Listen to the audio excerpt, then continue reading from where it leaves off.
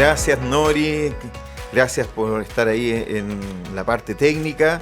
Y aquí estamos en la segunda lección, tercer capítulo de Cielo o Infierno.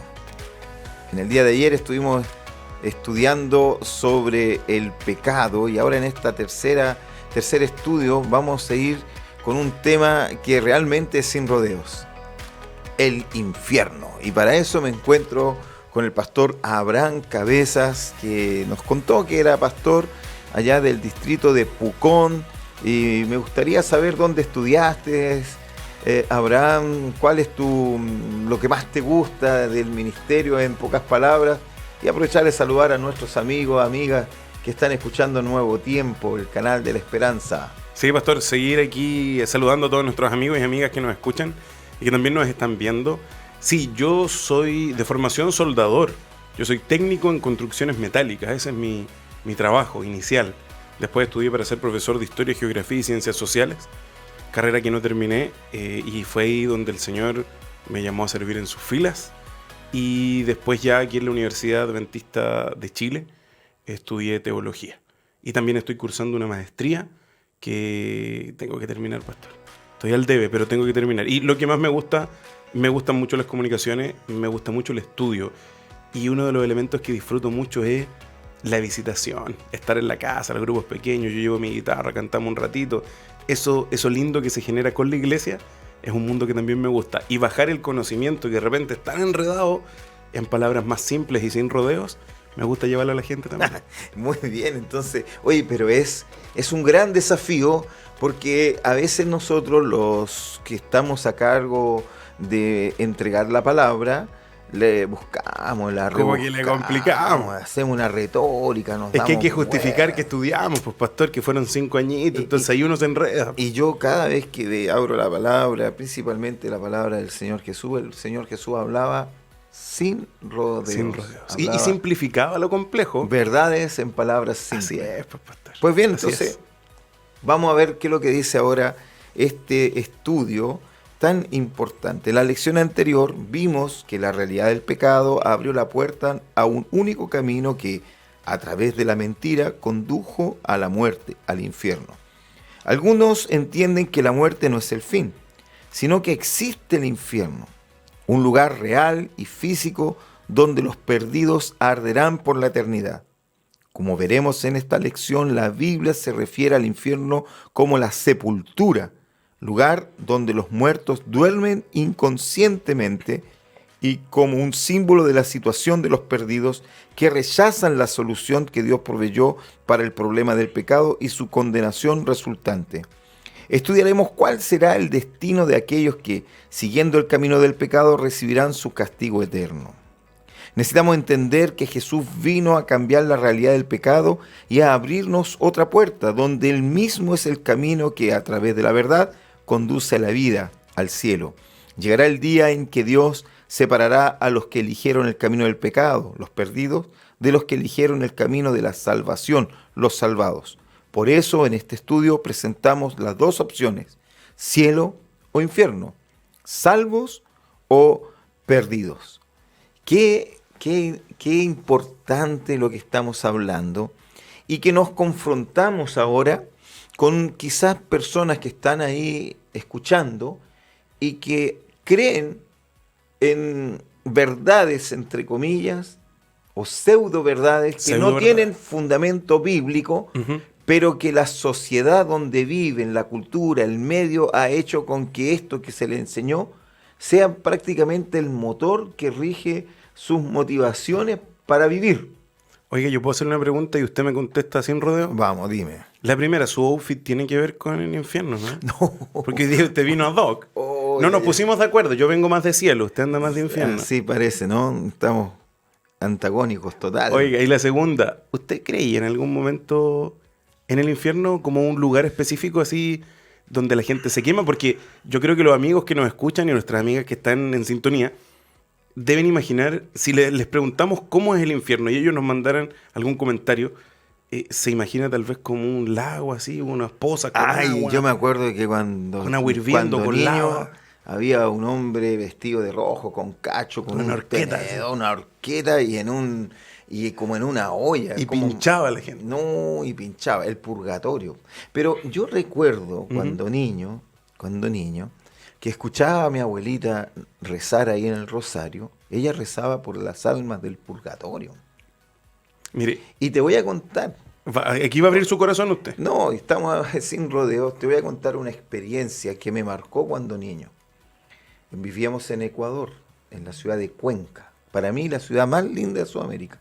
Usted escriba ahí, ya escriba al WhatsApp más 569 64 80 80 88 y diga, la ciudad más linda es Cartagena, la ciudad más linda es Ambato, la ciudad más linda es La Paz, es Santiago Santa Cruz, de Chile, Cochabamba, Santiago, escriba lo que quiera. Para mí, y por eso lo puse como prefijo, para mí la ciudad más linda es la ciudad de Cuenca. ¿Y qué tiene que ver con el infierno eso? Muy bien, cuando yo estuve en Cuenca, en los años 77, 78, 76, 75, 76, 77. Llegamos a vivir a la ciudad de Cuenca. Yo tenía 10 años, o 9, 10 años. Pero usted es chileno, pues. Soy chileno. La verdad que soy medio boliviano también, por nacer. Pero no era francés, el otro día a mí me contó bueno, que usted era yo nací en francés. Antofagasta. O sea, el infierno se junta con mucha idea, usted viene de muchos lados. De también. muchos lados. Y eso Ya. también nos da la experiencia. Y en esa oportunidad, para el Día de los Muertos... Ahí se celebra el Día de los Muertos, diferente que acá. Bueno, Cuenca es una ciudad espectacular, pero que la característica de Cuenca que es una de las ciudades más católicas de Sudamérica. Muy religioso. Parecido a parecida en un norte allá en San Paulo, es Cuenca. Y cada una, 2 cuadras, en la actualidad uno se encuentra con templos, pero fantásticos. En la plaza central de Cuenca hay 2 catedrales, la nueva y la vieja. Pero para el Día de los Muertos mi papá me llevó. Mi papá colportaba, un saludo a todos los colportores que venden literatura cristiana, literatura de salud, y nos llevó al cementerio. Y el cementerio estaba lleno, y me recuerdo, habían olores habas cocidas, mote. Pero, pastor, su papá era adventista. Era adventista. ¿Y a qué lo llevó a esa fiesta? Nos llevó a mirar, A vivir la experiencia. a vivir la experiencia de cómo se vivía ahí. ¿Y sabes lo que me llamó la atención? Pero había comida. Mucha comida. En cada sepultura, la familia del difunto llevaba la comida que al difunto le gustaba. Llevaba las chichas, las bebidas alcohólicas, y había un personaje que andaba con un órgano, un teclado, un órgano en aquellos tiempos, y se iba paseando por los pasillos, valga la redundancia, del cementerio. Y de repente una familia decía, ¡hey, venga para acá! Venga, por favor. Y le pasaban plata y toque para que nuestro difunto salga del purgatorio. ¿Y qué tocaba? ¿Lo que a él le gustaba? Tocaba una música de estas, música antiguas, qué sé yo. Y llamaban al muerto. Y no que llamaban al muerto, simplemente de acuerdo como el énfasis que le daba la melodía, o el muerto sobrevivía en el purgatorio, no sufría tanto, o salía un poquito del purgatorio. Y a mí me llamó la atención porque mucha gente, cuando tú escuchabas fuegos artificiales, esos fuegos artificiales que están prohibidos en los estadios y toda esa cuestión, cuando tú escuchabas fuegos artificiales, ¿era por qué?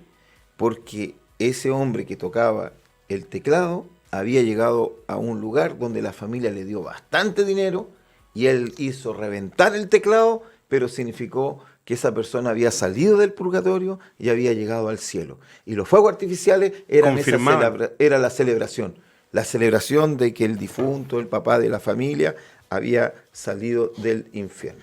Oiga, pastor, pero ¿y cuánta gente? Yo sé que tal vez usted no se acuerda, era chiquito, pero estaba lleno. Había mucha gente. No, lleno. Pero ¿y cómo la gente podía creer en algo que no tiene una base bíblica? Porque esta idea del purgatorio no está en ninguna parte de la Biblia. Este lugar donde usted se purifica, se limpia, para ver si es bueno, se va al cielo, si es malo, se va al infierno. O sea, este es un espacio intermedio donde el alma entre comillas, ya vamos a ver esta lección, cuál es la verdadera definición, está purgando sus culpas. La gente, ¿por qué creía en algo que no tenía un fundamento desde la revelación bíblica? Claro, no tiene un fundamento de la revelación bíblica, pero sí tiene el fundamento probablemente en la creencia de otras culturas, del paganismo. Claro, porque los griegos creían en esta idea media dual del cuerpo, la mente, el alma, La y creían en importancia- estos espacios de Entendamos intermedio. que hay culturas que creen en la reencarnación. Correcto. Y que se reencarnan una y otra vez, una y otra vez. Estamos hablando que esto no es algo del pasado. Hoy día hay personas que no matan una polilla porque creen que puede ser un alma que anda. Correcto. Que se reencarnó en ese bichito. Claro. Ahora, yo recuerdo cuando chico, hay muchas leyendas del campo en donde el ingrediente de la reencarnación o del alma viviente que anda penando está presente. Y yo creo, pastor, que si nosotros le preguntamos a nuestros amigos que nos están escuchando, deben tener historias de estas. Ay, ya, Pero ya. ¿qué hay detrás de esto, pastor? ¿Hay infierno? ¿No hay infierno? ¿De dónde salió esta idea? Bueno. Porque uno se pone a investigar y se va a encontrar con sorpresa. Sin ¿eh? pelo en la lengua, Sin rodeo. sin rodeo, en esta lección vamos a aprender qué es lo que dice. Y mira, existen diversas opiniones sobre el destino de los perdidos. Ujú. Algunos creen en el universalismo que afirma que el amor de Dios es tan grande que nadie se perderá. Otros sostienen que los perdidos sufrirán un tormento eterno en el fuego del infierno. Ahí está. ¿Qué dice la Biblia al respecto?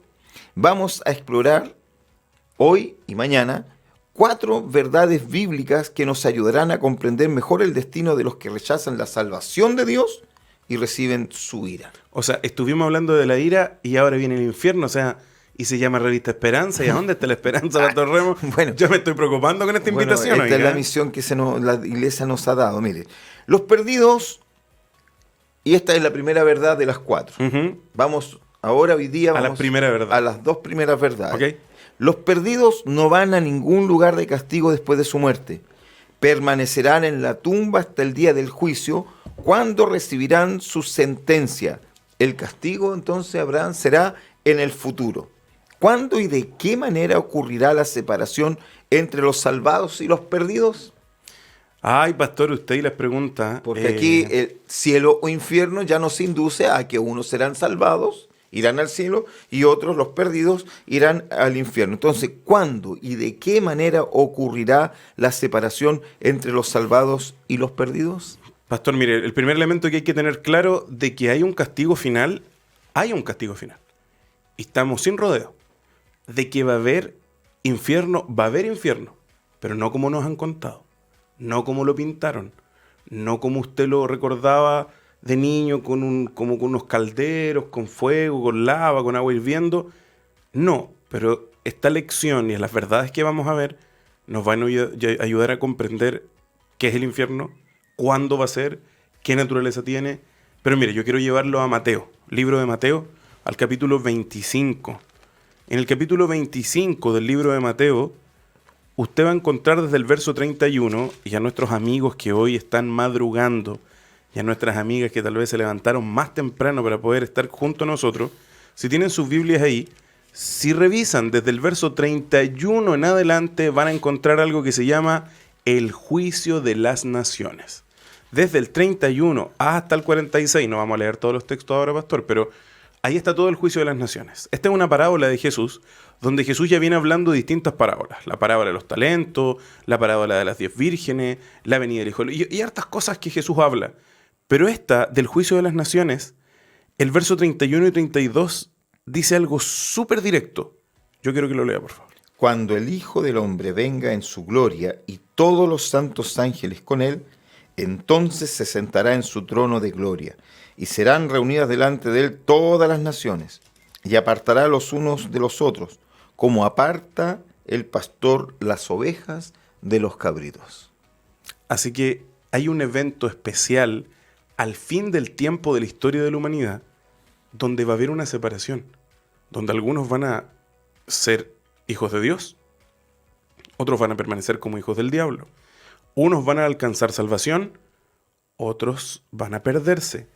Por lo tanto, pastor, el elemento clave que hay que entender es que va a llegar un momento puntual y específico. Todavía hay tiempo de elegir el bando, pero va a llegar un momento donde esa declaración va a ser directa y el juicio de Dios va a venir. Y esos procesos escatológicos de la historia bíblica del fin del tiempo van a marcar ese hito puntual. Va a llegar el día donde Dios va a separar a los buenos y a los malos. Tú que estás escuchando, nos estás escuchando aquí por la Nuevo Tiempo, podrás decir, podrás vislumbrar de qué lado estarás o de qué lado estás, porque al final de cuentas la salvación, el estar del lado correcto, es una invitación a estar en el presente y no en el futuro. Por eso queremos que tú nos escribas, más 569-64-80-80-88. Si tienes alguna inquietud, si tienes algún pedido especial, si estás tomando alguna decisión especial, queremos que tú nos llames. Escríbenos, manda tu mensaje para que nosotros podamos entrar en contacto contigo, darte las respuestas necesarias. Y por qué no también invitarte a que puedas ir a una iglesia adventista y poder encontrar ahí personas que te van a ayudar. Muchos piensan que cuando una persona muere, el alma consciente abandona el cuerpo y va al cielo o al infierno, o alguna variante de esta creencia. Pero la Biblia nos dice que la separación entre los salvados y los perdidos solo ocurrirá cuando Jesús regrese por segunda vez. Esta separación no ocurre cuando la persona muere. ¿Cómo se entiende esto, mi pastor? En Génesis 2:7 la Biblia explica que la vida del ser humano es polvo, más aliento de vida, lo que da lugar a un ser o alma viviente. Bíblicamente el ser humano es un alma, el ser humano no tiene un alma. Por lo tanto, como la muerte es contrario a la vida, si entendemos cómo Dios dio vida al ser humano, comprenderemos mejor lo que sucede cuando la persona muere. Sí, pastor, es importante ver ¿Qué somos entonces, mi pastor? ¿Qué hay detrás de todo esto? Sí, mire, una cosa que tenemos que tomar en cuenta y revisarla bien es esto del alma, del cuerpo, del espíritu, porque aquí es donde se generan las confusiones. La gente cree de manera popular, por tradición griega, por tradición de otras creencias religiosas, que cuando una persona muere, su cuerpo queda en la tumba, su alma queda en un estado independiente y su espíritu también anda volando por ahí. Entonces, esta lógica del espíritu, del alma, de que andan penando, como decía usted, es antagónica a la Biblia, pastor. Y Eclesiastés va a ser claro en esto. Bien usted decía, somos un alma, no tenemos un alma. Y yo quiero por favor que vayamos al libro de Eclesiastés, capítulo 9, verso 5, y después en el mismo libro de Eclesiastés vamos a ir al 12:7. Así que, pastor, busque usted Eclesiastés 9:5, por favor, y nuestros amigos y amigas que están junto a nosotros pueden ir al libro de Eclesiastés. Y aquí vamos a revisar dos textos clave. Y con respeto y cariño, pastor, porque esto puede herir alguna sensibilidad, pero estamos sin rodeo. No, sin rodeo. Estamos sin rodeo. 9, Eclesiastés 9:5. Porque los que viven saben que han de morir, pero los muertos nada saben, ni tienen más paga, porque su memoria es puesta en olvido. Oye, Ay, pero pastor, la Biblia es clara. es directa, pastor, si es directa, si, y revísela en cualquier versión. Si alguien me dice, pastor, es que yo tengo una versión católica, revísela la versión católica. Va a decir lo mismo. Pastor, yo tengo una versión evangélica, revísela. Tengo la Dios habla hoy, revise esa. Tengo la Nueva Jerusalén. Pastor, en la Biblia que sea ese versículo que no está escrito en español, que está escrito en hebreo, que tiene palabras que ahora vamos a ver, es claro, no hay otra vuelta. Y mire lo que dice Eclesiastés. Eclesiastés 12, verso 7 dice así: y el polvo vuelve a la tierra como era, y el espíritu vuelve a Dios que lo dio. ¿Y qué importante de esto? La expresión polvo va a hablar acerca de la parte física del ser humano. Del polvo vinimos y al polvo vamos. Por ende, el cuerpo vuelve a la tierra, vuelve al polvo. Pero hay una expresión que aquí se utiliza, que es la palabra ruaj. Ruaj se traduce como aliento, como viento, como espíritu, pero también como principio de vitalidad. Esta palabra aparece aproximadamente 379 veces en el Antiguo Testamento y nunca se va a relacionar ruaj a algo independiente. Nunca. Por lo tanto, el espíritu, que aquí estamos leyendo, que vuelve a Dios, es ese poder vital. Pero ese espíritu no es autónomo. Necesita del cuerpo. Entonces, algunas palabritas interesantes. Cuando el cuerpo tiene este poder vital que es el nefesh, que es el ruaj, se transforma en un nefesh, en un alma, en un ser vivo. Por lo tanto, el alma es el ser vivo. No es independiente. Y no existe un alma si no hay un espíritu. Por lo tanto, el cuerpo se va a la tierra, ese poder que es de Dios vuelve a Dios y ya no es un alma. Ya no funciona la ecuación. No funciona la receta, como decía usted. La fórmula de la vida se rompe con la muerte. En la Biblia, la palabra utilizada para aliento de vida se refiere a la capacidad de vida que Dios da.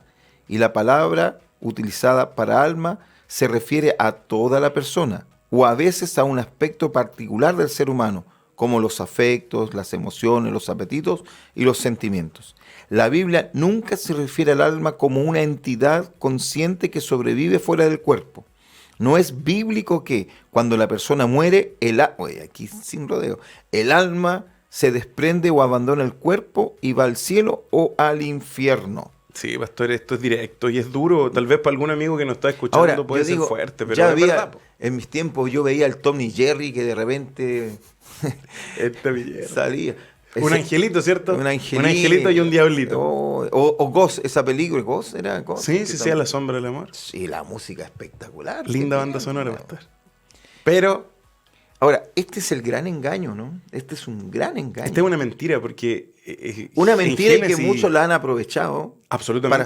para ganar plata. para sacar partido. Pues bien, entonces la primera verdad es que no hay vida después de la muerte. Claro, o sea, cuando alguien muere, está durmiendo, dejó de ser un alma porque no hay espíritu y el espíritu no es independiente al cuerpo, el cuerpo tampoco puede andar solo por ahí. Ahora, disculpa, pero tú dijiste, está durmiendo, pero yo lo puedo despertar si está durmiendo. Es una forma, ¿cierto? Ujú. Simbólica de que la persona cuando duerme nada siente, pues está ahí. Claro, o sea, Jesús utiliza ese recurso del lenguaje porque él sí puede despertar a la gente. Aquí estoy haciendo un spoiler grande, pastor. Ya voy a spoiler nomás. Ya. Jesús puede despertar a la gente de ese sueño. Pero Pablo y Jesús van a utilizar esta expresión de que el muerto está en un sueño. Porque a la larga, ese dicho que muchas personas establecen de que todo tiene solución menos la muerte, también es falso, pastor. Porque incluso en Cristo Jesús, la muerte tiene solución. Muy bien. Vamos con la segunda verdad. Nadie que se pierda será consumido por el fuego de Dios, sino solamente cuando Jesús regrese a la tierra con los salvos en la Nueva Jerusalén. Esta es la segunda verdad que queremos que nuestros amigos la escuchen, la digieran y la abracen, porque aquí está también el secreto para una vida feliz. Y la pregunta es, entonces, ¿cuándo serán destruidos los perdidos por causa de sus pecados? Quiero ver que busquemos ahí Apocalipsis 21:8 y el Apocalipsis 20 del 5 al 9. Y vamos ahora a reafirmar esta verdad con las Sagradas Escrituras. ¿Qué dice mi pastor? ¿Cuándo serán destruidos los perdidos por causa de sus pecados? 21:8 dice así: pero los cobardes e incrédulos, los abominables y homicidas, los fornicarios y hechiceros, los idólatras, pastor, los textos que me salieron a mí, y todos los mentirosos tendrán su parte en el lago que arde con fuego y azufre, que es la segunda muerte. Y el 20 del 5 al 9 dice así: pero los otros muertos no volvieron a vivir hasta que se cumplieron 1000 años. Esta es la primera resurrección. Bienaventurado y santo el que tiene parte en la primera resurrección. La segunda muerte no tiene potestad sobre estos, sino que serán sacerdotes de Dios y de Cristo y reinarán con él 1000 años. Y cuando los 1000 años se cumplan, Satanás será suelto de su prisión y saldrá a engañar a las naciones que están en los 4 ángulos de la tierra, Gog y Magog, a fin de reunirlos para la batalla, el número de los cuales es como la arena del mar. Y subieron sobre la anchura de la tierra y rodearon el campamento de los santos y de la ciudad amada, y de Dios descendió fuego del cielo y los consumió. Y bueno, y aquí es duro el texto, pero dice: y el diablo que los engañaba fue lanzado en el lago de fuego y azufre, donde estaba la bestia, el falso profeta, y serán atormentados de día y de noche por los siglos de los siglos. Pastor, ¿qué quisiera decirle a nuestros amigos que han abrazado estas verdades, pero las han distorsionado, se las enseñaron de manera equivocada y ahora aquí en Sin Rodeos la están escuchando y son verdades duras? Dios les está regalando la oportunidad de abrir sus ojos, de abrir su corazón y de estar dispuestos a descubrir qué les quiere decir Dios. Porque tal vez muchos de ellos viven con miedo o sin esperanza, pero en estos textos que han sido fuertes de leer o de comprender, hay más esperanza de la que ellos imaginan. Yo los invitaría a eso, pastor, a volver a la revelación bíblica, porque hay más respuestas de las que imaginamos. Quiero invitarte a que cierre tus ojos. Si vas manejando, manténlos abiertos, pero conéctate con el Señor, porque el Señor vino a que conociésemos la verdad. Querido Señor, te damos gracias por el privilegio de compartir esta verdad con nuestros amigos y amigas. Te rogamos, Señor, que si ellos la escuchan, la puedan atesorar y tener esa voluntad de acercarse a ti, de entender que hemos vivido quizás por mucho tiempo engañados y que ahora tú estás para marcar la diferencia en la vida de cada uno. Gracias, Padre, por todo. En el nombre de Jesús. Amén. Amén.